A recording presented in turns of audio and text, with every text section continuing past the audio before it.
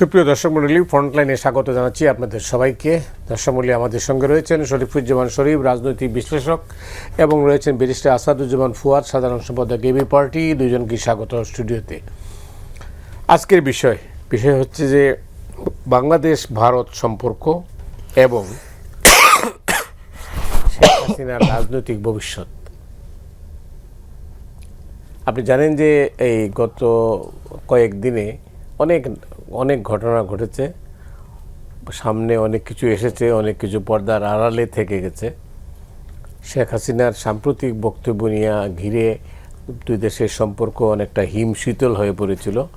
সেখান থেকে এই পরিস্থিতি থেকে আবার নতুন করে উদ্যোগ নেওয়া হয়েছে।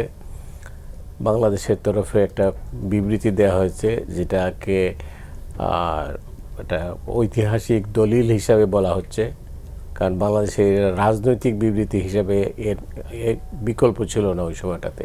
যাই হোক, এসব মিলে এর মধ্যে আবার সর্বশেষ ভারতীয় হাইকমিশনার আমাদের প্রধানমন্ত্রীর সঙ্গে সাক্ষাৎ করেছেন এবং দুই দেশের সম্পর্ক উন্নয়নে তারা তাগিদ দিয়েছেন। এই হলো মোটা দাগে পরিস্থিতি। তো এই পরিস্থিতির মধ্যে দিয়ে এর মধ্যে শেখ হাসিনা তার বক্তব্য রেখেছিলেন। এখন তারা বলছে যে তার বক্তব্যের সঙ্গে তারা একমত নয়। আমি মোটামুটি পয়েন্টস কি বললাম, আপনি কীভাবে দেখেন? ধন্যবাদ। আপনি ফুয়াদ ভাইয়ের না ধরে আমারে দিয়েই শুরু করলেন আর কি। এটার কারণ আছে। আচ্ছা, এরপরে ফুয়াদ ভাইয়ের কাছ থেকে শুনবো। যাই হোক, 2 বছরের সব থেকে বেশি আলোচনার বিষয় হলো যে শেখ হাসিনাকে ভারতে কেন আশ্রয় দেওয়া হলো এবং কেন তিনি সেখানে গিয়ে আশ্রয় নিলেন। রাইট। একই সঙ্গে যে ভারত আমাদের সাথে যে আচরণগুলো করছে, ব্যবহারগুলো করছে, এই ব্যবহারগুলো কূটনৈতিক সুলভ আচরণ কিনা, প্রতিবেশী সুলভ আচরণ কিনা। এটা আমি অনেক সময় বলেছি যে 5 আগস্টের পরে, আওয়ামী লীগ ক্ষমতাচ্যুত হওয়ার পর ভারত তার কথাবার্তা, তার রাজ্যে রাজনৈতিক স্টেপগুলো মনে হয় যে বাংলাদেশ থেকে তার ক্ষমতাটা চলে গেছে, এবং 5ই আগস্ট সে মনে প্রাণে মেনে নিতে পারেনি। তাদের যে পলিটিক্যাল সব দলের বৈঠকের পর থেকে তার যে প্রতিক্রিয়া, এই জায়গাগুলোতে মনে হয়েছে যে ভারত নিজেও বাংলাদেশে ক্ষমতা হারিয়েছে এবং এর ভেতর থেকে তার হৃদয়ের যে রক্তক্ষরণ, সেই রক্তক্ষরণটা বন্ধ হয়নি। এই রক্তক্ষরণটা কেন? এই রক্তক্ষরণটা একদিকে বাংলাদেশকে কেন্দ্র করে তার যে প্রভাব ছিল রাজনীতিতে, এবং এই প্রভাবটা কেবলমাত্র আওয়ামী লীগের মধ্য দিয়ে ছিল, ব্যাপারটা সেরকমের না। আমরা আওয়ামী লীগকে দেখি প্রকাশ্যে তারা কথাগুলো বলতো। পররাষ্ট্রমন্ত্রী বললেন যে ভারতকে বলে এসেছি আমাদেরকে আবার ক্ষমতায় বসাও। শেখ হাসিনা বলেছিলেন ভারতকে যা দিয়েছি সারা জীবন মনে রাখতে হবে। অন্যরা এতটা প্রকাশ্যে বলেনি, কিন্তু শব্দ ব্যবহার করেছে। জিএম কাদের ইন্ডিয়া থেকে ফেরার পর বলেছে যে বৈঠকে আলোচনা হয়েছে তা বলা যাবে না। জামাতের আমির বলেছেন যে এমন কিছু বলবো না যাতে ভারতের মনে কষ্ট পায়। আবার এখন যারা ক্ষমতায় আছেন তারা একসময় ভারত থেকে ফিরে এসেও কিন্তু বলেছেন যে অনেকগুলো বিষয় পারস্পরিক স্বার্থ সংশ্লিষ্ট, আমাদের বলতে মনে ছিল না, আলোচনায় তোলা হয়নি। আবার ছোটখাটো যে রাজনৈতিক দলগুলো, গতকালকে আলোচনায় আসলেন কর্নেল অলি আহমেদ রাষ্ট্রপতি প্রার্থী হিসাবে, আবার তাকে আমি কালকে নেট সার্চ দিয়ে দেখলাম, বছর 3 আগে, তখন ফ্যাসিবাদীরা ক্ষমতায় আছেন, তার জন্মদিনে নরেন্দ্র মোদী তাকে মেইল করে শুভেচ্ছা জানিয়েছিলেন তার অফিসিয়াল প্যাডে, ভারতীয় প্রধানমন্ত্রীর প্যাডে। এবং এটি অলি আহমদ সাহেবের পার্টি সেটা আবার প্রেস রিলিজ দিয়ে বাংলাদেশের সমস্ত মিডিয়ায় পাঠিয়েছিলেন। তো একটা আপনাকে আমি উইশ করলাম জন্মদিনের, আপনি এটিকে পাবলিক করার পেছনে সম্ভবত সাইকোলজিটা এরকম যে আমাকে এরাও কিন্তু উইশ করে, আমার সাথে যোগাযোগের যে জায়গাগুলো আছে। আপনি এটা কিন্তু রিফিউজ করেননি। তখন পর্যন্ত কিন্তু বাংলাদেশে আওয়ামী লীগের যে ভোটারবিহীন সরকার, সেই সরকারের প্রতি ভারতের সাপোর্টটা ছিল। অর্থাৎ আমাদের এখানে একটা গল্প আছে যে এক লোক মানসিক হাসপাতালে গেছে, গিয়ে সেখানে একটা ফ্লোরে দেখছে একজনে বলছে লাইলি লাইলি তুই আমারে খাইলি। আবার ঘোরাঘুরি করে 4th ফ্লোরে যাওয়ার পরে দেখছেন একই একটা সেল থেকে বলছে লাইলি লাইলি তুই আমারে খাইলি। তো ওনার সঙ্গে যে রিপ্রেজেন্টেটিভ ছিলেন হাসপাতালের তাকে জিজ্ঞেস করছেন যে ব্যাপারটা কি, দুইজন দুই জায়গা থেকে একই কথা বলছে লাইলিকে দুইজনকেই ভালোবাসতো, একজন পেয়ে পরে পাগল হয়ে গেছে আর একজন না পেয়ে পাগল হয়ে গেছে। আমাদের এখানে ভারতের কৃপা, ভারতের সহযোগিতা, ভারতের সমর্থন সবাই চায় এবং সেই জায়গাকে ভারত তার নিজস্ব যে প্রবণতাটা আছে খবরদারি করার, সে শুধু বাংলাদেশে না সারা পৃথিবীতে তার প্রতিবেশী সব জায়গায় করে এবং সেই খবরদারির একটা স্পেস তৈরি করে দেয় এই জায়গায়। আমাদের এই সময়কালে আমরা যেটা দেখলাম, হ্যাঁ কোনোভাবেই প্রত্যাশিত না। আপনি নিশ্চয়ই জানেন যে আমি বিষয়টা কি দিয়েছিলাম। তো এখন এটা শেখ হাসিনার রাজনৈতিক ভবিষ্যৎটা কি বাংলাদেশ ভারত সম্পর্কের প্রেক্ষাপটে, যেহেতু তিনি ওই দেশে অবস্থান করছেন, এই অবস্থায় আপনি কিভাবে দেখেন? ধন্যবাদ। ভারতের রাষ্ট্রীয় বিদেশ নীতির ইতিহাসে সম্ভবত এর থেকে বড় ট্রমাটাইজিং কোনো ঘটনা ঘটে নাই গত 8 দশকে। যে মানে যেই জিনিস তিনি সেই 49 সাল থেকে লালন পালন করে মানে পোষ মানায়া এই পর্যায়ে নিয়ে আসছেন এবং শেখ পরিবারের সাথে ভারতের যে সম্পর্ক, এটা একেবারে ব্যক্তিকেন্দ্রিক লেভেলে সম্পর্ক চলে গেছে। ইভেন আপনি দেখবেন যে শেখ হাসিনার ইন্টারভিউতে শুনেছি যে 75-76 সালে যখন ঘটনার পরে তিনি ভারতে ফিরে এলেন, তাকে ওখানকার ইন্দিরা গান্ধীর মেহমানরা তাকে আজমিরে নিয়ে গেছে। হুট করে একদিন বলেন যে আপনাদের 2 বোনকে আমরা আজমিরে নিয়ে যাব। তা আজমিরে নিয়ে যাওয়ার পরে ওখানকার যিনি মোতাবল্লি আছেন, যে খাদেম আছেন, সে তাকে বলছে যে আরও একটা সালকে রেফার করে দিন, অমুক সালের অমুক দিনটাতে একই দিনে আপনার বাবাও আজমিরে আসছিলেন। আচ্ছা। এবং ওইখানে কি একটা সাইনিং বুক টুক আছে, ওখানে কোনো একটা কমেন্ট করেছে রয়েছে, এরকম বলে দিল আর কি। তো শেখ হাসিনা খুব আপ্লুত হয়ে গেছে, কিভাবে মিলে গেল। মানে শেখ হাসিনা মনে করলো যে এটা একটা ডিভাইন জিনিস আর কি, যে কোইন্সিডেন্স হয়ে গেছে। আসলে তো এটা কোইন্সিডেন্স না, এটা গোয়েন্দা সংস্থা প্ল্যান করে এই দিন তারিখে তাকে নিয়ে গেছে। তো 5ই আগস্টের ঘটনাটা হচ্ছে ভারতের জন্য সবচেয়ে, অথবা রয়ের জন্য যদি বলেন, এর আগে যারা ছিল ইন্টারন্যাশনাল ব্যুরো ছিল আইবি, তাদের কালেকটিভ হিস্ট্রিতে 71 যেভাবে সবচেয়ে বড় সাকসেস, 5ই আগস্ট 2024 হচ্ছে ভারতের ফরেন পলিসির হিস্ট্রিতে সবচেয়ে বড় ফেইলিয়ার, ডিজাস্টার আর কি, বিপর্যয়। তো সেই জায়গাতে আমরা বোধ করতেছি যে ভারত এখনো রিকনসাইল করতে পারছে না যে হাসিনা ইজ নো লঙ্গার দেয়ার, আওয়ামী লীগের রাজনীতি নাই বাংলাদেশে। এই জিনিসটা রিকনসাইল করতে না পারার, এটা হলো শক স্টেজ বলে পার্সোনাল লেভেলেও। আমরা যখন একটা বিরিফমেন্টের খবর পাই যে আমার আত্মীয় মারা গেছে, বাবা মা মারা গেছেন, তো স্যার যে শকটা ফিল করি, ভারত এখনো ওই শকের ইয়েটা মানে দোটানাটা এখনো শেষ করতে পারে নাই। এই জন্য তার আচরণে দেখবেন প্রচুর বৈপরীত্য আছে। বৈপরীত্য কি? দীনেশ ত্রিবেদী গিয়ে দেখা করে বলছে যে আমরা তো দরজা খোলা রেখেছি, মাননীয় প্রধানমন্ত্রী কবে আসবেন, এই কথা বলার আবার 24 ঘন্টার পরে রাতের মধ্যে হচ্ছে আবার এফসিসিতে মিটিং হইতেছে হাসিনাকে নিয়ে। আবার কোন ক্লাব মিটিং করতেছে দেখেন, খালেদা জিয়ার একজন ব্রিটিশ আইনজীবী অ্যাপয়েন্ট করছিল, আপনার মনে আছে কিনা, ওই যে যাকে হাসিনা ঢুকতে দিল না, রাইট।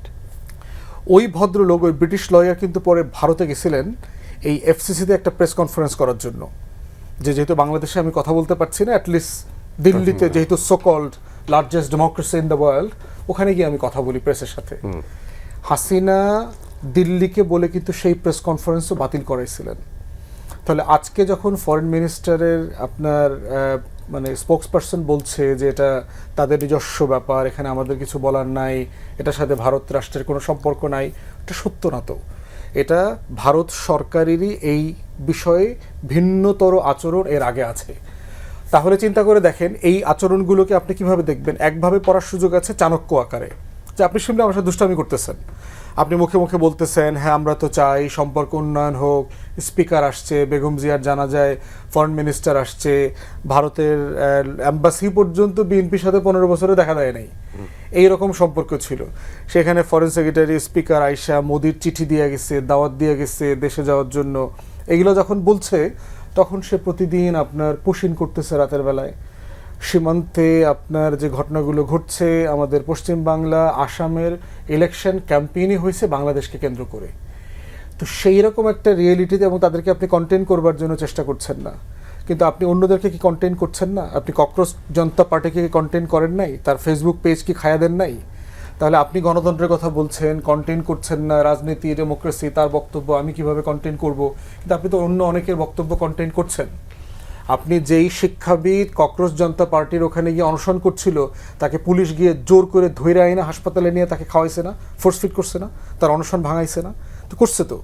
তাহলে এই যে ভারতের আচরণে মানে কন্টিনিউয়াসলি আমরা যে ইনকনসিস্টেন্সি দেখতে পাচ্ছি, এইটা একটা ভালো সম্পর্ক তৈরির ক্ষেত্র না।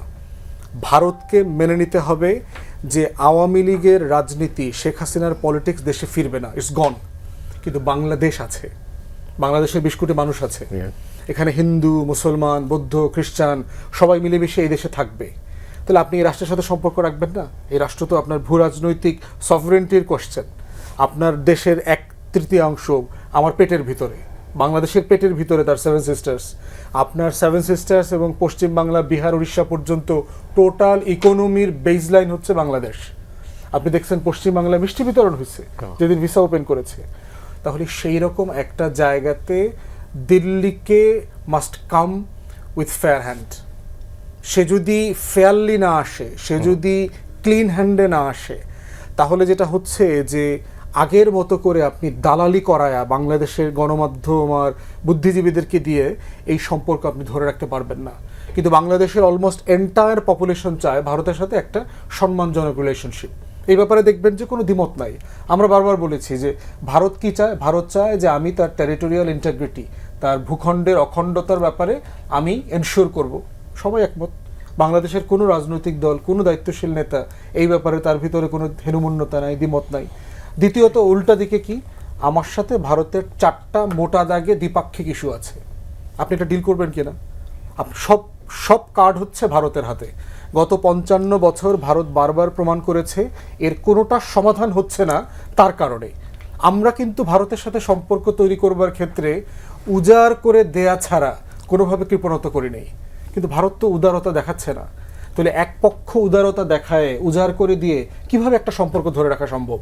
এটা তো প্র্যাগম্যাটিক জায়গা না। অনেক ধন্যবাদ আপনাকে। কিভাবে সম্ভব? ফুয়াদ ভাই তার দৃষ্টিভঙ্গি থেকে বলেছে, কিন্তু আমি এটাও বলতে চাই যে আমাদের এইখানকার পলিটিশিয়ান ভারতের যে আচরণ, আমরা এই আচরণের কাউন্টার আত্মমর্যাদাশীল কোনো আচরণ কি আমরা করি? আমি তো সেটা করি না। সে যে আচরণটা করে, আমি এখান থেকে অনেক সময় তো তার সাথে তোষামতি করি। সেই কারণে সে আমার ওজনটা বুঝতে পারে। নরেন্দ্র মোদী ক্ষমতায় বসার পর ওই যেটা বললাম যে আমাদের পররাষ্ট্রমন্ত্রী যেমনিভাবে বলেছে আমাদেরকে আবার ক্ষমতায় আনবা, তোমাদেরকে আমি বলেছি, প্রধানমন্ত্রী তৎকালীন বলেছে ভারতকে যা দিয়েছি তাকে মনে রাখতে হবে। আবার নরেন্দ্র মোদী ক্ষমতায় আসার পর আমরা ফুল নিয়ে যাইনি, পররাষ্ট্র দূতাবাস যেদিন বন্ধ ছিল গেটে রেখে এসেছি না? তো এই দুর্বলতাগুলো তারা জানে না। এই যে ঘটনাকে কেন্দ্র করে যে অভিনয়গুলো হলো, মানে ভারত যে অভিনয়, আপনি বলতে চাচ্ছেন যে আমাদের দুর্বলতার সুযোগ নেয় তার? অবশ্যই অবশ্যই। আপনি দেখেন তার প্রতিবেশী যে দেশগুলো, মালদ্বীপ যখন আঙ্গুল সোজা করেছে ঘি উঠিয়েছে, তার কাছে তো তাকে সারেন্ডার করতে হয়েছে। আমি এখন পারি না কেন? নেপালের কাছে তাকে সারেন্ডার করতে হয়, আমি এখানে পারি না কেন? কারণ আমি মুখে এক ধরনের কথা বলি আর আন্ডারগ্রাউন্ডে আমি অন্য রকমের রিলেশন রাখি ভারতের সাথে। এবং আপনি খেয়াল করে দেখবেন যে এই গত কয়েকদিন যেটা হলো, আপনি প্রথম তার রাষ্ট্রদূতকে ডাকলেন, ডেকে কথা বললেন বা তাকে চিঠি দিলেন, তারপরে ভারতের অনুমোদন ছাড়া সেখানে প্রথম কি বলল? তারা কিন্তু কথা বলেছিল সংবাদ সম্মেলন নিয়ে, কি যে এটার সাথে আমরা সরকার কোনোভাবে জড়িত না। তার অর্থ হচ্ছে জয়সওয়াল যেটা বলেছিল যে এর সাথে সরকার জড়িত না, তার মানে হলো বেসরকারিভাবে আয়োজনটা করা হচ্ছে। তার মানে হচ্ছে ভারতীয় সরকার জানতো যে শেখ হাসিনার সংবাদ সম্মেলনটা বেসরকারিভাবে করা হচ্ছে। তাকে তো জিজ্ঞেস করা হয়েছিল, তিনি কি বললেন? যে এর সঙ্গে সরকার জড়িত না। তার মানে হচ্ছে বেসরকারি, এটি অজানা ছিল না, বেসরকারি সংস্থা দিয়ে সংবাদ সম্মেলন হলো। তারপরে বলছে যে আমরা আসলে এটার সাথে যুক্ত ছিলাম না। হ্যাঁ, যুক্ত তো ছিলেন না, কিন্তু বাংলাদেশে পৃথিবীর কোথাও সরকার যদি চায় যে আমি এটা বন্ধ করব, সেটিকে কারো পক্ষে কি ওটি জোর করে করা সম্ভব না? আবার তার ভাষণের মধ্যে এখান থেকে কোর্টের কিন্তু একটা বক্তব্য আছে যে হেড স্পেস প্রকাশ করা যাবে না। তিনি কি ধরনের বক্তব্য দেন এটি কিন্তু আমরা জানতাম না। আমাদের দেশের আদালত থেকে তার বক্তব্য প্রচারের ক্ষেত্রে কিন্তু নিষেধাজ্ঞা নেই, কিন্তু ঘৃণামূলক কোনো বক্তব্য দিতে পারেন কিনা সেই জায়গাটায় নিষেধাজ্ঞা আছে। 2, আপনি যখন এই বক্তব্যটা দিল, আমরা সোশ্যাল মিডিয়ায় একটা বিরাট স্টেটমেন্ট দেখলাম। আমি যদি জিজ্ঞেস করি এই স্টেটমেন্টটা কি আপনি রিয়েলি ভারত সরকারের কাছে দিয়েছেন? যে স্টেটমেন্টটা খুব কড়া ভাষায়, কেন সন্দেহটা? ঠিক তার পরের দিন আমি তো ভেবেছিলাম আপনি ইন্ডিয়ান অ্যাম্বাসেডরকে ডাকবেন, ডেকে জিজ্ঞেস করবেন যে তোমাদের সাথে এই আলোচনা হওয়ার পর তুমি তোমার দেশে এই ধরনের একটা সকল বক্তব্য দিয়ে আমাকে কেন এই সুযোগটা তাকে দিয়েছো, এই কথাটা তাকে জিজ্ঞেস করার কথা। আপনি পরের দিন সকালবেলা গিয়ে বললেন ডিজেল কবে দিবা, মানে কি পরিমাণ ডিজেল দিবা। এর ভেতর থেকে আপনার হ্যাডন কতটুকু, আপনার ক্ষমতা কতটুকু, আপনার শক্তি কতটুকু সে অনুমান করেনি, ধারণাটা নিয়েছে না? আপনি এই কাজটা 5 দিন পরে করতে পারতেন, 10 দিন পরে করতে পারতেন। আমার এটি প্রয়োজন, আমার ফুয়েল দরকার। আপনি 5 দিন অপেক্ষা, সম্পর্ক তো আর শেষ হয়ে যায়নি। শেষ হয়ে যায়নি। এর ভেতর থেকে আপনি যে দৃঢ়তা আমার সামনে দেখাচ্ছেন, আপনি যে কঠোরতা আমার সামনে দেখাচ্ছেন, কিন্তু একই সাথে আমি একজনকে হাত উঁচু করে বললাম যে তোমাকে একটা চট দিব, বলার পরে ফিক করে হেসে দিলাম, তাহলে সে কি মনে করবে যে এটা এক ধরনের অভিনয়? আমি তাকে আদর করছি কিন্তু একটু মনে মনে ভয় দেখাচ্ছি। এটা আসলে ভয় না, এটা এক ধরনের অভিনয়। আপনি এই আচরণগুলো যখন করবেন, আমাদের পররাষ্ট্রমন্ত্রীর সাথে 1.5 ঘন্টা রুদ্ধদ্বার বৈঠক হচ্ছে। এই বৈঠকে কি আলোচনা হচ্ছে?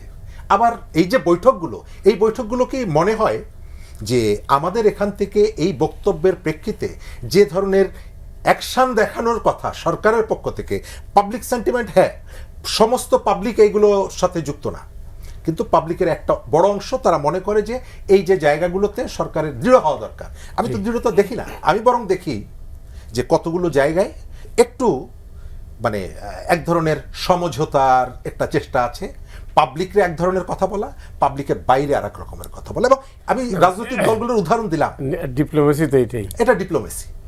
ঠিক আছে। এটি আমরা অনেক সময় বুঝতে পারি না। আওয়ামী লীগের রাজনীতির ভবিষ্যৎ আমার মনে হয় না। আওয়ামী লীগের হাতে রক্ত, আওয়ামী লীগের কাঁধে 1000 খানেক মানুষের লাশ, কিন্তু আওয়ামী লীগ আর শেখ হাসিনা তো আলাদা আলাদা। কিন্তু আওয়ামী লীগের রাজনীতি কালকেই শেষ হয়ে যাবে আমি এটি মনে করি না। দেখি আমরা এখানে থামি। মানে ফুয়াদ যেটা বলছিলাম যে শেখ হাসিনার রাজনীতি আর যেটা আওয়ামী লীগ যুক্ত করলেন, দুইটা কি আলাদা সত্তা না একটা? আলাদা নাই, আলাদা থাকবার কথা ছিল আর কি। কিন্তু বাংলাদেশের পলিটিক্সে যেটা হচ্ছে, এটা তো রাজবংশীয় রাজনীতি। এখানে তো রাজনৈতিক দল নাই, এখানে রাজা বাদশাহ আছে, প্রজা কর্মচারী আছে, এখানে কোনো নেতাকর্মী নাই। তো কর্মচারী আর প্রজাদের দিয়ে, দাস দাসী দিয়ে তো আসলে দল চলে না। এই জন্য দেখেন শেখ পরিবারের অনুপস্থিতিতে কি হয়েছে 75-এর পরে। আওয়ামী লীগ ভেঙে 4 টুকরা হয়েছে না? 79 নির্বাচনে সব 4 টুকরাই তো নির্বাচনে অংশগ্রহণ করেছে। হাসিনাকে আনতে হইল কেন? আনার সময় কিন্তু শর্ত ছিল জিয়াউর রহমানের সাথে যে সে তিনি দায়িত্ব নেবেন না রাজনৈতিকভাবে, দায়িত্ব অন্য জায়গায় যাওয়ার কথা। আপনার একাশী কাউন্সিলের কথা মনে আছে? আমি কভার করছি। হ্যাঁ, কাদের দায়িত্ব নেওয়ার কথা ছিল। এবং ডক্টর কামাল জিয়াউর রহমানকে যে ওয়াদা দিয়েছিল সেটা কিন্তু পালন করেন নাই। এবং জিয়াউর রহমান কিন্তু বিট্রেড ফিল করছেন। উনি বেঁচে থাকলে এটার একটা রেপারকেশন হইতো, উনি বেঁচে না থাকার কারণে বাস্তবতা ডিফারেন্ট হয়ে গেছে। তাহলে এখন আপনি যদি রাজনৈতিক দল, পরিবার, নেতা নির্বাচন এই সত্তাগুলোকে আলাদা রাখতেন, তাহলে এই সত্তাগুলো আলাদা থাকতো। কিন্তু প্রশ্ন হচ্ছে বাংলাদেশের এই দুই পরিবারের, পরিবার আর দল, নেতা এবং আপনার প্রধানমন্ত্রী, এর ভিতরে কোনো সত্তার পার্থক্য নাই। আপনি দেখেন তারেক রহমান, তিনি তো সিনিয়র ভাইস চেয়ারম্যান ছিলেন দলের, অ্যাক্টিং চেয়ারম্যান ছিলেন। তিনি কোন প্রসেসের মধ্য দিয়ে চেয়ারম্যান হইলেন? আপনার ফেব্রুয়ারি মার্চ মাসের দিকে স্ট্যান্ডিং কমিটির মিটিং হয়েছে, একটা প্রেস রিলিজ দিয়ে দিয়েছে। তাহলে এটা কি প্রমাণ করে যে এটা আসলে মানে আপনি কারো তো মতামত নেন নাই, কারো সম্মতি নেন নাই। তো দলের কাউন্সিল হওয়ার কথা ছিল, তো আমরা তো 25 সাল থেকে শুনছি দলের কাউন্সিল হবে। তাহলে আপনি আরও 6 মাস পিছিয়ে একটা কাউন্সিল করে এটা চেয়ারম্যান হইতেন, আপনি লেজিটিমেসিটা নিতেন। একই রকম হাসিনাও তাই করেছে। দেখবেন একটা রেজলিউশন করে রেখেছে যে আওয়ামী লীগের গঠনতন্ত্রের এই রেজলিউশনে শেখ হাসিনাকে ক্ষমতা দেওয়া হলো সিদ্ধান্ত নেবার। এবং দেখেন কেউ তো সেকেন্ড কাউন্টার নমিনেশনও জমা দেয় না। তাহলে এই জন্য আপনি হচ্ছে সত্তা আকারে দেখতে যতটুকু আলাদা লাগে, আওয়ামী লীগ এবং হাসিনাকে আপনি আলাদা করে দেখবার কোনো সুযোগ আসলে নাই প্র্যাকটিক্যালি।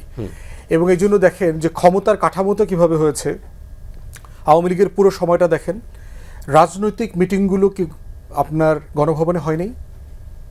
বিভিন্ন জেলার প্রোগ্রাম আমরা দেখেছি। টাঙ্গাইল জেলার সব নেতাদেরকে ডাকছে, জামালপুর জেলার সব আওয়ামী লীগের নেতাকর্মীদের মিটিং। তাহলে আপনি গণভবনে রাজনৈতিক দলের মিটিং কিভাবে করবেন? গণভবন তো সরকারি প্রতিষ্ঠান, ওখানে প্রধানমন্ত্রী দায়িত্ব পালন করবে। তাহলে বঙ্গবন্ধু এভিনিউর কাজ কি? আপনি নয়াপল্টনের কাজ যদি এখন তেজগাঁও সচিবালয় হয়, তাহলে আপনার এই অফিসগুলো থাকার মানেটা কি? এই রাজনৈতিক প্রাতিষ্ঠানিক সত্তা আমাদের দল দুইটা তৈরি করতে পারে নাই। সেই জন্য সমস্যাটা হচ্ছে কোথায়? হাসিনা যখন বিপদে পড়েছে পুরো গোষ্ঠী শুদ্ধা দল সহকারে পড়ছে, একা পড়ে নাই। যদি রাজনৈতিক দল থাকতো, বিদেশে যেটা হয় স্ক্যান্ডালের শিকার সবাই হয়। বিল ক্লিন্টন স্ক্যান্ডালের শিকার হয়েছে না? তার বিরুদ্ধে ইমপিচমেন্ট হয়েছে না? ট্রাম্পের অ্যাগেনস্টে ইমপিচমেন্ট হয়েছে না? তো কি হয়েছে? ব্যক্তি জেলে পর্যন্ত গেছে, আপনার রাজনৈতিক ক্যারিয়ার শেষ হয়ে গেছে, কিন্তু দল থাকে। আওয়ামী লীগ যেটা করেছে, শেখ হাসিনা যেটা করেছে, এটা কাঠামোগতভাবে একটাই সত্তা, একটাই ব্যক্তি। 14 দলীয় মিটিংটা কোথায় হয়েছে? যে মিটিংয়ে সিদ্ধান্ত হইল এমার্জেন্সি ডিক্লেয়ার করা হবে, সেনাবাহিনী ডিপ্লয় করা হবে। তাহলে চিন্তা করে দেখেন 14 দলীয় মিটিং গণভবনে হবে কেন? তাহলে আপনি যখন গণহত্যার কাঠামোগত বিচার দল আকারে কার করবেন, কে বাদ পড়বে এখান থেকে? 14 দলের সবাই তো দায়ী। কারণ এই মিলিটারি ডিপ্লয়মেন্টের মধ্য দিয়ে তো আপনি আমাকে মোবাইল সার্ভিস থেকে বঞ্চিত করেছেন, ইন্টারনেট সার্ভিস থেকে বঞ্চিত করেছেন, গণহত্যা করেছেন, সেনাবাহিনী ডিপ্লয় করেছেন, যা যা করা সব তো করেছেন। তাহলে আপনি কি হাসিনা একা সরকার প্রধান আকারে করেছে, আওয়ামী লীগ আকারে করেছে, না 14 দল আকারে করেছে? এটা তো আপনি আলাদা করতে পারছেন না। কালেকটিভলি সবাই একটা সত্তায় পরিণত হয়েছে। তাই সেই জন্য রাজনীতিতে আমি আওয়ামী লীগের কোনো বিকল্প ফর্মে উঠে আসার কোনো সম্ভাবনা দেখতে পাচ্ছি না। এবং দেখেন এই তর্কগুলো কিন্তু চলেছে। আপনার মনে থাকার কথা, রিফাইন্ড আওয়ামী লীগ নামক একটা জিনিস আমাদেরকে বলা হয়েছিল গণ অভ্যুত্থানের কয়েক মাসের মধ্যে। আইডিয়াটা কিন্তু ইন্ডিয়ার। আপনি জানেন যে হিন্ডন এয়ারপোর্টে তাকে রিসিভ করেছে অজিত দোভাল, এবং অজিত দোভাল কিন্তু কন্টিনিউয়াসলি তাকে কয়েক মাস ডিব্রিফ করেছেন, বাংলাদেশে কি হচ্ছে না হচ্ছে সব কিছু ডিব্রিফ করেছেন। এবং ভারতের পক্ষ থেকেই বলা হয়েছে আপাতত হাসিনাকে দায়িত্ব থেকে সরে যেতে, একটা বিকল্প রাজনৈতিক প্ল্যাটফর্ম অথবা দায়িত্ব কাউকে দেওয়া, এটা সেটা। তখন আমরা নাম শুনলাম যে সাবের হোসেন চৌধুরী 24 ঘন্টার ব্যবধানে জামিন পেয়ে যাচ্ছে, শারমিন চৌধুরী, শিরিন শারমিন চৌধুরী, তারপরে আইভি, এই লোকগুলোর নাম কিন্তু তখন বারবার আসছে আর কি। কিন্তু হাসিনা কিন্তু একমত হয়নি। একমত না হওয়ার কারণে যেটা করেছে, দিল্লিও কিন্তু হাসিনার নামায় দিচ্ছে, আপনার প্রোটোকল নামায় দিচ্ছে। এখন তাকে আইবির একজন সিনিয়র কর্মকর্তা তাকে ডিব্রিফ করেন। তাহলে এই প্রসেসগুলো প্রমাণ করতেছে যে ভারত খুব বিরক্ত। সেও চাচ্ছে যদি এই মহিলা চলে যায় অথবা অন্য কোনো দেশে চলে যেতে পারে, নেগোসিয়েটও করবার চেষ্টা চলছে। মাঝখানে এই যে সার্জিও গোর আসছে, দীনেশ ত্রিবেদীর সাথে দেখা করেছে, তারপরে সাবের হোসেন চৌধুরীর সাথে দেখা হয়েছে বলে বলা হচ্ছে। এগুলোতে আসলে কি আলোচনা হয়েছে? হাসিনাকে আপনার বিদেশে পাঠানোর আলোচনা হয়েছে, কিভাবে করা যায়, রিফাইন্ড আওয়ামী লীগের ব্যাপারে হাসিনাকে রাজি করানো যায় কিনা। আওয়ামী লীগের নেতারা, আমিও জেনেছি, আপনিও জানার কথা, শেখ হাসিনা রিফাইন্ড আওয়ামী লীগের যারা যারা ছিল তাদেরকে হুমকি পর্যন্ত দিচ্ছে যে ওদের লাশ খুঁজে পাওয়া যাবে না যারা যারা এইসব দায়িত্ব নেওয়ার চেষ্টা করবে। এবং নেতাকর্মী পর্যন্ত প্রিপারেশনে রাখছে যে ওদেরকে কোথায় কখন মারবে। আওয়ামী লীগ কিন্তু খুব ব্রুটাল রাজনৈতিক দল, কিন্তু নিজের দলের নেতাকর্মী হত্যা করতেও শেখ হাসিনা ন্যূনতম কার্পণ্য আগেও করে নাই, ভবিষ্যতেও করবে না। তো এই জন্য নীতিগতভাবে রাষ্ট্রবিজ্ঞান, ইতিহাসের, সোশ্যাল সায়েন্সের আমাদের যে ন্যূনতম পড়াশোনা, সেইখানে একটা পতিত স্বৈরাচারের ফিরে আসার পৃথিবীতে কোনো নজির নাই। এইটা আসলে হয়তো ধরেন শেখ হাসিনার নাতি পুতি আগামী 30, 40, 50 বছর পরে, যেভাবে মার্কোসের ছেলে 30-35 বছর পরে রাজনৈতিক দল করে, গণতন্ত্র করে, ভোট করে আসছে, জেনারেশনাল মেমোরি ফেড আউট হয়ে যাবে। ইটস এ লম্বা journey, it's a very unlikely journey. এই ডাইনেস্টি পলিটিক্সের মধ্য দিয়ে সেটা ফিরে আসা আমি ন্যূনতম কোনো সম্ভাবনা দেখতে পাচ্ছি না। ওয়েল, আপনি কি তাই মনে করেন? ধন্যবাদ। না, আমি তাই মনে করি না। কেন?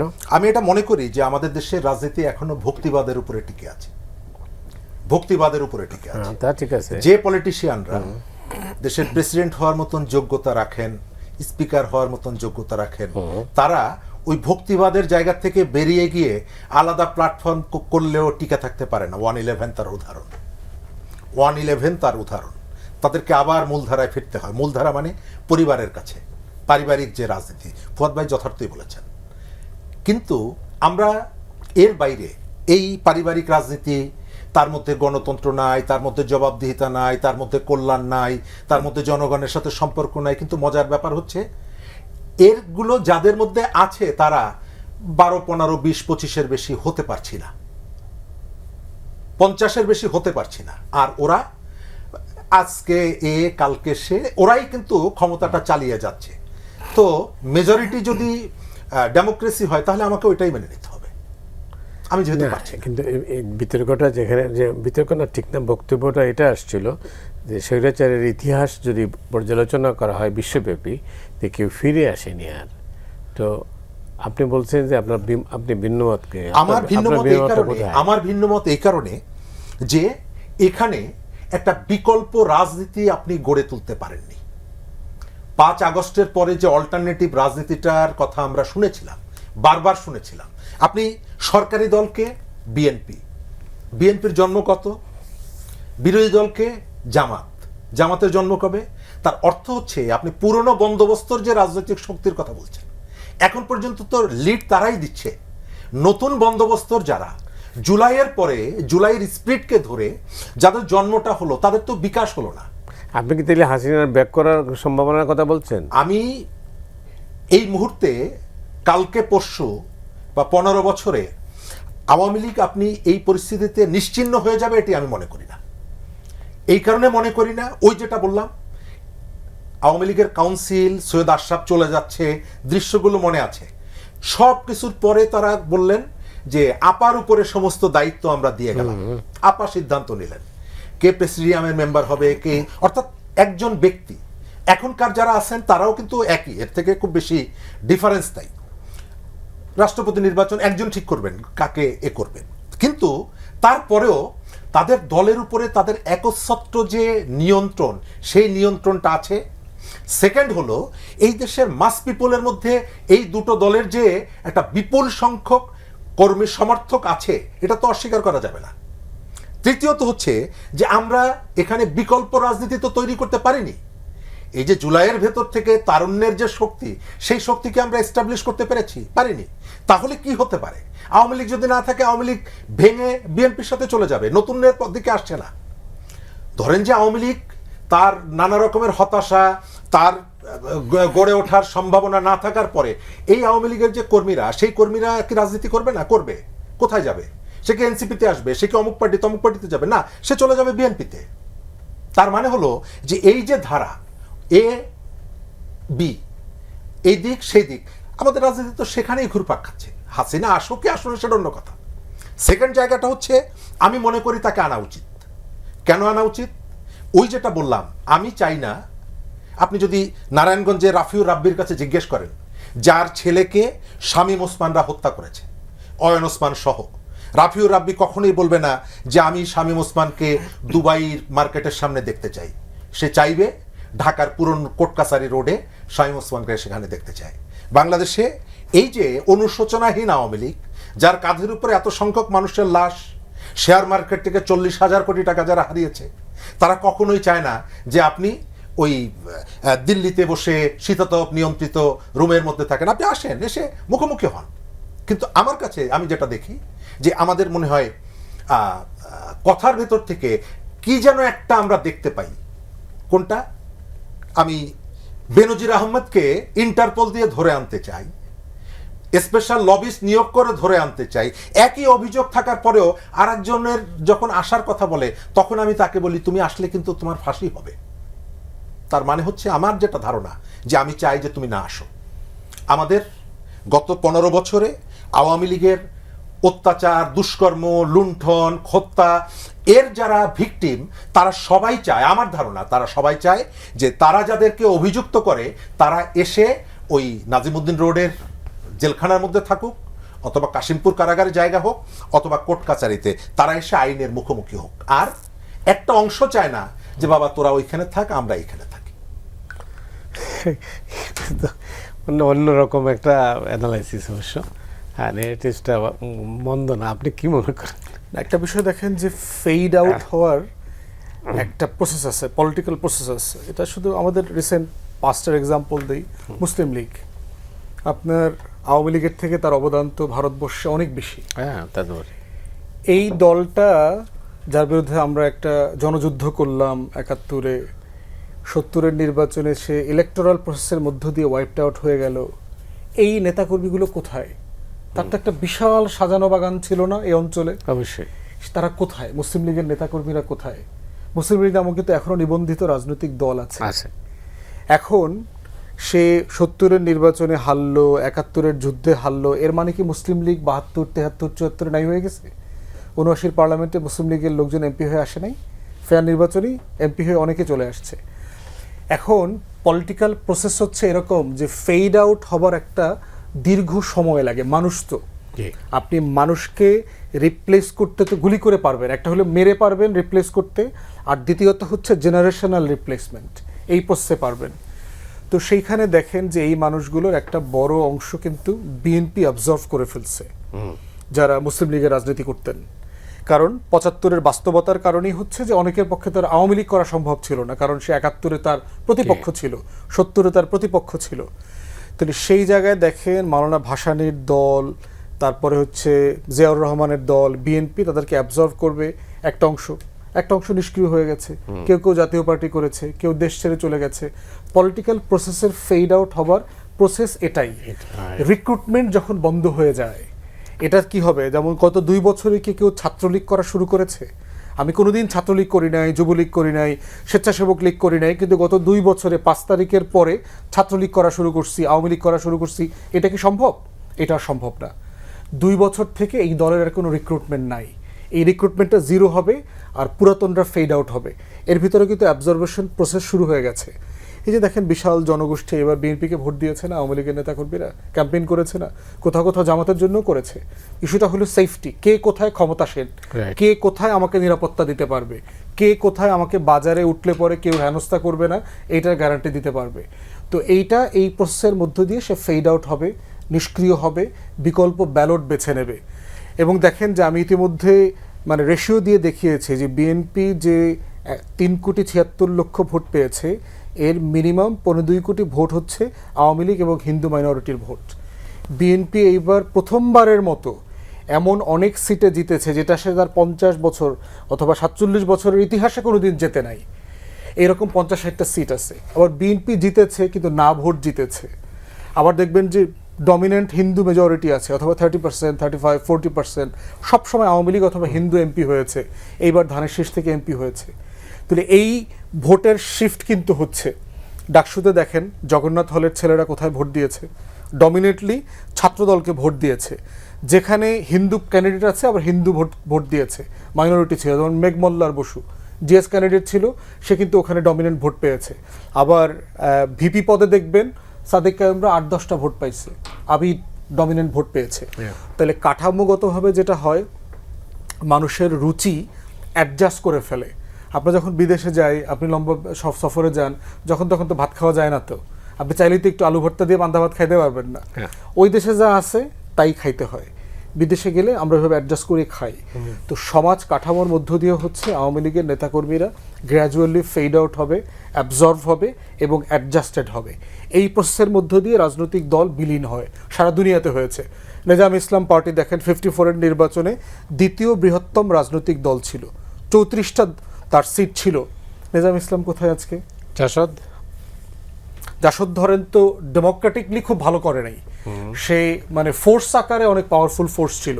জাসদের এক্সাম্পল আসবে হচ্ছে আজকের শরীফ ভাই যেটা বারবার বলছিল যে গণ অধিকার পরিষদ এবং হচ্ছে এনসিপির পলিটিক্যাল পারফরমেন্স জাজ করবার কেন্দ্রের এক্সাম্পলটা থাকবে হলো জাসদ, যে গণ অভ্যুত্থানের মধ্য দিয়ে, পরিবর্তনের মধ্য দিয়ে যে তরুণরা রাজনীতিতে এসেছিল, তাদের ভবিষ্যৎ কি হয়েছে। অতএব সেই জায়গাতে আমি কোয়াইট কনফিডেন্ট যে ইতিহাসের এই জায়গাতে এসে বাংলাদেশকে, বাংলাদেশের সিভিল সোসাইটি এবং ভারতকে মেনে নিতে হবে যে একটা পোস্ট আওয়ামী লীগ রিয়ালিটিতে আমার সম্পর্ককে রিঅর্গানাইজ করা, এর বাইরে আর কোনো অপশন নাই। এবং এইটাকে আপনি যত তাড়াতাড়ি মেনে নেবেন তত তাড়াতাড়ি স্টেবিলিটি আসবে। আপনার মনে থাকার কথা, আপনারা তো তখন প্রমিনেন্ট ছাত্রনেতা ছিলেন, 71-এর যুদ্ধের পরে স্টেবিলিটি আসতে কিন্তু 77-78 লেগে গেছে, জিয়াউর রহমানকে আসতে হয়েছে। কারণ প্রত্যেকটা বড় ঘটনা, যুদ্ধ, গণ অভ্যুত্থান, বিপ্লব এত বেশি আকাঙ্ক্ষার জন্ম দেয় যে এটাকে যদি আপনি অ্যাবজর্ভ না করেন, এটা প্রচণ্ড অস্থিরতা তৈরি করে সমাজে। এবং এখনও কিন্তু আছে, আপনি দেখবেন যে আলী রিয়াজ সাহেব গতকাল কি লিখেছেন যে আমরা একটা দীর্ঘ জুলাইয়ের ভিতরে ঢুকে গেছি। মানে আপনি জুলাইয়ের যে আকাঙ্ক্ষা তৈরি হয়েছে, এটাকে যদি আপনি না মানেন, বাস্তবায়ন না করেন, আগামী দিনের কোনো দলের কোনো ব্যানারে আপনি রাজনীতি করতে পারবেন না, যেভাবে ৭১-এর যুদ্ধের পরে যুদ্ধকে অ্যাকসেপ্ট করে যদি কেউ রাজনীতি করতে না চেয়েছে সে সফল হতে পারে নাই। সিম্পল জিনিস। অতএব আজকের অস্থিরতার পিছনে দেখবেন বিএনপির উপরে হতাশা বাড়তেছে কেন মানুষের, কারণ বিএনপির ইনক্রিজিং ডিসিশনগুলো আমরা দেখতে পাচ্ছি যে এটা রিফর্মের সাথে যায় না, অভ্যুত্থানের আকাঙ্ক্ষার সাথে যায় না, জুলাই সনদের সাথে যায় না, গণভোটের গণরায়ের সাথে যায় না। তাহলে সে কি করছে? সমাজের তরুণদের মধ্যে যে চলমান অস্থিরতা আছে এই অস্থিরতাকে কিন্তু সে আরও বাড়িয়ে তুলছে, ফ্রাস্ট্রেশন বাড়ছে, ডিপ্রেশন বাড়ছে। এইটা একসময় বয়লিং পয়েন্টে যাবে। শরীফ ভাই বলছিলেন যে মানে এক্সাম্পলের আকারে আর কি, যে দেখেন কোনো পার্টিকুলার তরুণদেরকে সামনে নিয়ে কিন্তু গণ অভ্যুত্থানটা হয় নাই। এটা কিন্তু একটা খুবই অর্গানিক জায়গা এবং পৃথিবীর অন্য কোনো গণ অভ্যুত্থান বিপ্লবের সাথে কম্পেয়ার করা যাবে না, যার পিছনে কোনো অর্গানাইজড ফোর্স নাই কিন্তু পুরো জনতা নেমে গেছে। অর্গানাইজড ফোর্স মানে কি? রাজনৈতিক দলগুলো যার যার জায়গা থেকে আসছে, কিন্তু কেন্দ্রের সাথে যোগাযোগ ছিল, কিন্তু কেন্দ্রের সাথে কি অর্গানাইজডলি ছিলেন না একসাথে। এটা কিন্তু একটা ফান্ডামেন্টাল জায়গা। তাই ফ্রেঞ্চ রেভলিউশনারিদের সাকসেস নিয়ে আমরা যেভাবে আলাপ করতে পারি যে 89-তে সরকার পতন হয়েছে, তো রাজাকে লুইকে গিলিটিনে পাঠাইতে 93 লাগলো কেন? প্রথমেই তো তারা তো রাজ পরিবর্তে অ্যাবলিশ করে দেয় নাই, যেটা বলশেভিক রেভলিউশনে ইমিডিয়েটলি করেছে। তাহলে কেন করলো, কেন করতে হইলো, কেন 5টা রিপাবলিক হইলো ফ্রান্সে?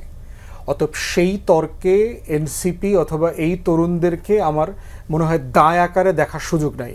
এটা গণ অভ্যুত্থানকে কালেকটিভলি দায় আকারে দেখা দরকার এবং সবাই রেসপন্সিবল। জি, অনেক ধন্যবাদ আপনাকে। না, যে প্রশ্নটা সামনে আসছে সেটা হচ্ছে যে ওই যে প্রশ্নটা ফুয়াদ তুলছেন এবং যেটা রেফারেন্স দিয়েছেন আলী রিয়াজের বক্তব্যটা থেকে, যে আমরা দীর্ঘ জুলাইয়ের মধ্যে ঢুকে পড়েছি, অর্থাৎ জুলাইকে অস্বীকার করে বা জুলাইকে বাদ দিয়ে আপনি কোনো রাজনীতি করতে পারবেন না। ধন্যবাদ। জুলাইকে অস্বীকার করে রাজনীতি করা যাবে কি যাবে না, জুলাইয়ের 2 বছর পূর্তিতে বাংলাদেশের 30 জেলায় এই দিবস পালন করতে গিয়ে জুলাইয়ের পক্ষ নিজেরা মারামারি করেছে। রাষ্ট্রপতির উপস্থিতিতে বিদেশি আলোচনা সভার ভেতর থেকে বিদেশি রাষ্ট্রদূতরা দৌড়ে পালিয়ে গেছে। জুলাইটাকে প্রশ্নবিদ্ধ করেছে কারা? জুলাইতে যারা উচ্ছেদ হয়েছে তারা, নাকি জুলাইকে যারা ধারণ করে তারা? এখন পর্যন্ত আপনি আলোচনা শুনেন জুলাইয়ের আসলে মাস্টার মাইন্ডকে এক দফা কে ঘোষণা করেছে? ইতিমধ্যেই 2 বছর পার হয়ে গেছে। অর্থাৎ ইতিহাস দখল করার যে প্রবণতা, সেই প্রবণতাটা কিন্তু দিন যতই যাচ্ছে এটা আরো কমে আসা উচিত ছিল, কিন্তু আপনি দেখছেন এটি আরো বাড়ছে। 3 নম্বর জায়গাটা হলো যে এখানে আওয়ামী লীগ আসবে কি আসবে না এটি নির্ভর করে আওয়ামী লীগের উপরে না, যারা আওয়ামী লীগকে তাড়িয়েছে তাদের উপরে নির্ভর করে। তাদের খাসলত যদি ভালো হয় তাহলে আওয়ামী লীগ জায়গা পাবে না, XYZ কেউ জায়গা পাবে না। আর যদি খাসলত খারাপ হয় তাহলে হয়তো মানুষ তো এদেরকে বেছে বের করে। আপনি জোর করে মানুষকে তো আওয়ামী লীগ যেটা বলে যে আমেরিকা এসে সবার পকেটে টাকা ঢুকিয়ে দিয়েছে, সবাই আমাদের বিরুদ্ধে নেমেছে, নাম দিয়েছে লালবদর এবং আমাদেরকে তাড়িয়ে দিয়েছে। ব্যাপারটা তো একটা সহজ না। ঠিক এখানেও এই এতটা সহজ না। অন্য রাজনৈতিক দলগুলো যেভাবে বিলীন হয়েছে, আওয়ামী লীগ অথবা বিএনপি, এর কারণটা হচ্ছে তাদের এলাকা ভিত্তিক। আপনি প্রত্যেকটা এলাকায় তাদের একজন নেতা পাবেন যার একটা সামাজিক প্রভাব আছে, রাজনৈতিক প্রভাব আছে, সেটা গুন্ডামি করে হোক, টাকার বিনিময় হোক, আছে। তাকে কেন্দ্র করে কিন্তু আপনি যদি 72 সনে ফিরে যান, 72 সনে আপনি কি দেখবেন? আপনি দেখবেন যে 71-এর মাকিতে মুক্তিযুদ্ধে যারা যুক্ত ছিলেন তারাই ওই শক্তিটাই কিন্তু অভ্যুত্থানের শক্তির বিরুদ্ধে দাঁড়িয়েছিল। ধরেন মুজিবের চামড়া দিয়ে জুতা বানাবো, জাসদ।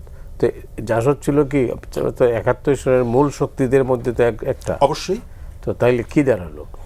বিকল্প শক্তি দাঁড়িয়েছিল, কিন্তু আমি এখন যেটা আপনাকে দেখাচ্ছি বিকল্প শক্তি তো দাঁড়ায়নি।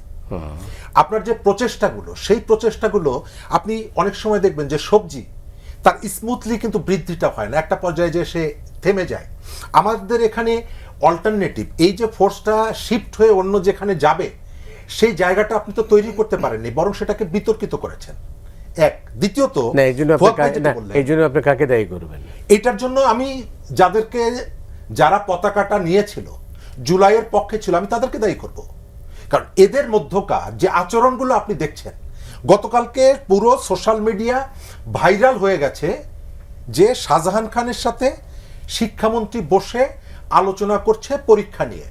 কে বলছে? এই সময়কালে সব থেকে আলোচিত নাসিরউদ্দিন পাটোয়ারি, তার স্টেটমেন্ট, তার ফেসবুক পোস্ট, অথচ শাহজাহান খান জেলখানার মধ্যে। এবং এর ভেতর থেকে আমি অনেকেই দেখেছি যে বিএনপিকে গালাগালি করছে। কেন গালাগালি করছে? শাহজাহান খানের সাথে শিক্ষামন্ত্রী কেন বৈঠক করছে? তো এই যে বিভাজনগুলো কারা তৈরি করছে? একই সাথে বিএনপি। আমি তো মাত্র 2 বছরের মাথায়, আপনি আলিয়া মাদ্রাসায় লাঠি নিয়ে আপনার নয়নকে কেন দৌড়াতে হবে? যদি দৌড়াতেও হয় পুলিশ যাবে সেখানে। আপনি পুলিশের দায়িত্ব XYZ কেন দিচ্ছেন? আপনার দলীয় ক্যাডারকে কেন দিচ্ছেন? এই চিত্রটা তো আমি 5 আগস্টের আগে দেখেছি না?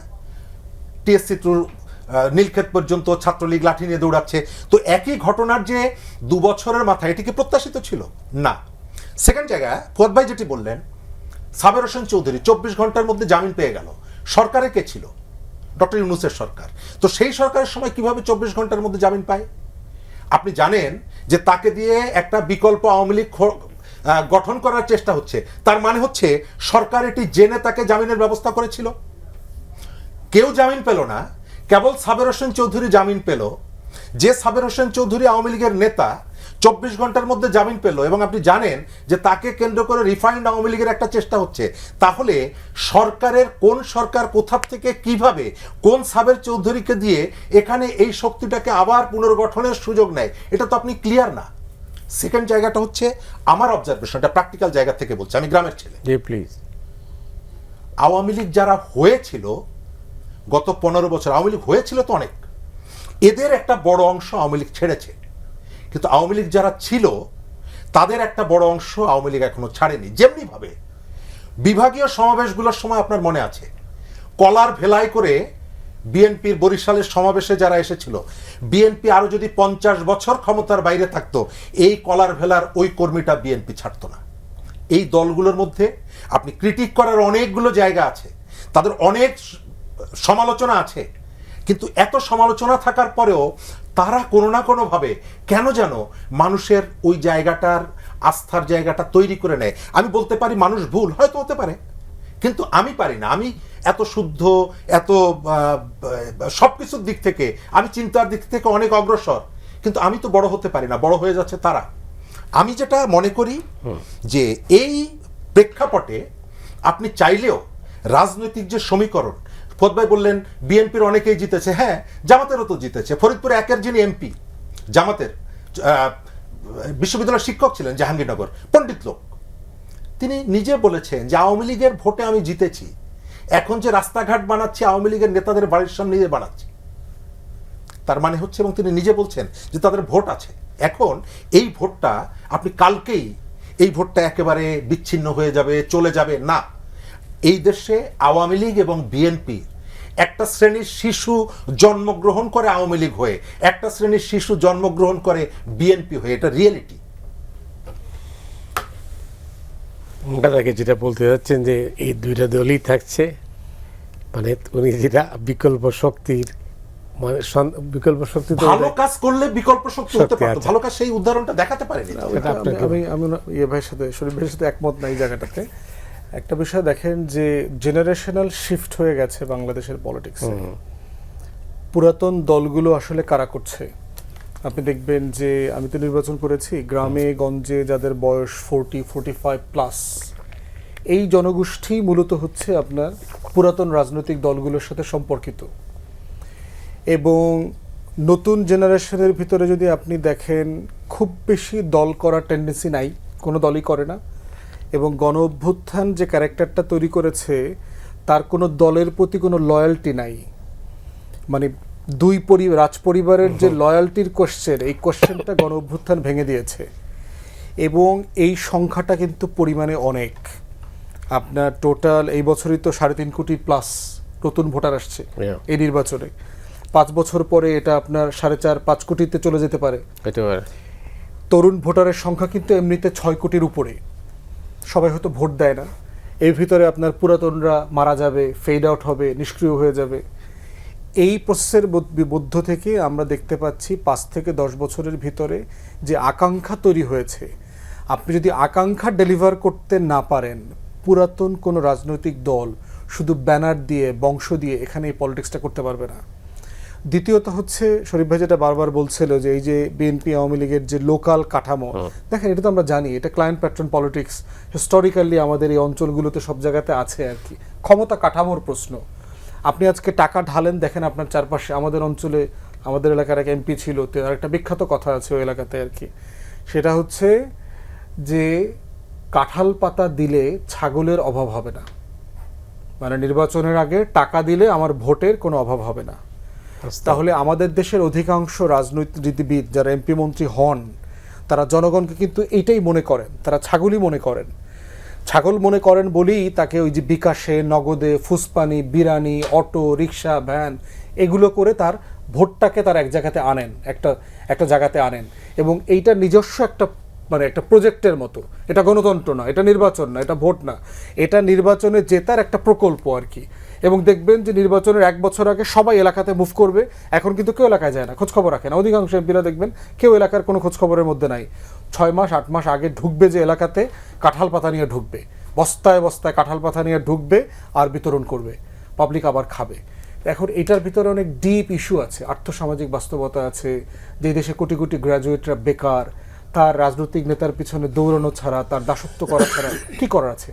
ঢাকা বিশ্ববিদ্যালয়ের ছেলেরা প্রধানমন্ত্রীর গাড়ির সামনে পিছনে চাকর বাকরের মতো দৌড়ায়, মানে মনে হয় যে গাঁজা খাইছে। মানে তার ব্যক্তিত্ব লেভেল, ডিগনিটির লেভেল এই রাষ্ট্র কোথায় নামিয়ে দিয়েছে। অতএব এই আর্থসামাজিক বাস্তবতা, ক্লায়েন্ট প্যাট্রন পলিটিক্সের যে বাস্তবতা আছে, ক্ষমতা কাঠামোর জায়গা, এইটা না ভাঙা পর্যন্ত, আরবানাইজেশন, লেখাপড়া না হওয়া পর্যন্ত আপনি এই কাঠামো ওভারনাইট ভাঙবে না। কিন্তু ভাগার যে জায়গা, যে চৈতন্য, এইটা বিল্ড হওয়া শুরু হয়ে গেছে। 69, 70, 71 দেখেন আপনাদের জেনারেশনকে কিভাবে নতুন করে ভাবাইতে বাধ্য করেছে। আপনারা কারা ছিলেন? আপনারা তো মুসলিম লীগ পরিবারের সন্তান ছিলেন। ওই সময়টাতে মুক্তিযুদ্ধে কারা গেছে, বাম রাজনীতি ইপসু কারা করছে, ছাত্রলীগ কারা করছে, মুসলিম লীগ পরিবারের, বনেদি পরিবারের ছেলেমেয়েরা করেছে। তাহলে আজকে কারা করেছে? আওয়ামী লীগ পরিবারের অনেক সন্তানরা জুলাই অভ্যুত্থানে অংশগ্রহণ করেছে না? ব্যাপকভাবে করেছে। তাহলে এই জায়গাটা দেখতে হবে যে জেনারেশনাল শিফট, রুচির যে পরিবর্তন হয়ে গেছে, এইটা রাজনৈতিক বদলকে পুশ করবে। গ্লোবালাইজেশন হয়ে গেছে, মোবাইল, ইন্টারনেট, ফেসবুক, ইউটিউব, আপনি চাইলেই তাকে পুরাতন রুচি দিয়ে আর নিয়ন্ত্রণ করতে পারবেন না। আপনাকে নতুন কিছু ডেলিভার করতেই হবে। পুরাতন রাজনৈতিক দল সেই নতুন জিনিস ডেলিভার করতে পারবে না দিন শেষে। শেষের দিকে, একদম শেষের দিকে, তো শেষ কথাটা হচ্ছে যে আপনি কি শেখ হাসিনার রাজনৈতিক ভবিষ্যৎ দেখতে পান? এক সপ্তাহে না, একদমই না, দেখতে পান না আপনি? আমি দেখি।